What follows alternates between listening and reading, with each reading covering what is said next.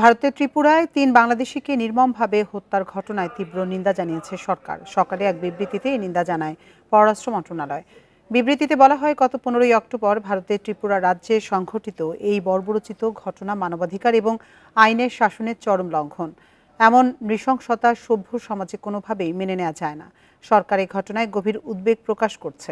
ভারত সরকারকে অনতিবিলম্বে একটি নিরপেক্ষ, স্বচ্ছ ও পূর্ণাঙ্গ তদন্ত পরিচালনার আহ্বান জানানো হয়েছে। পাশাপাশি দোষীদের চিহ্নিত করে আইনের আওতায় আনতে হবে। পরে বিবৃতিতে ভারত সরকারের প্রতি আহ্বান জানানো হয় নিরপেক্ষ ও স্বচ্ছ তদন্ত পরিচালনার এবং এ ধরনের অমানবিক কাজের পুনরাবৃত্তি বন্ধে আন্তরিক প্রচেষ্টা চালানোর। গত 15ই অক্টোবর ত্রিপুরায় 3 বাংলাদেশিকে পিটিয়ে হত্যা করা হয়।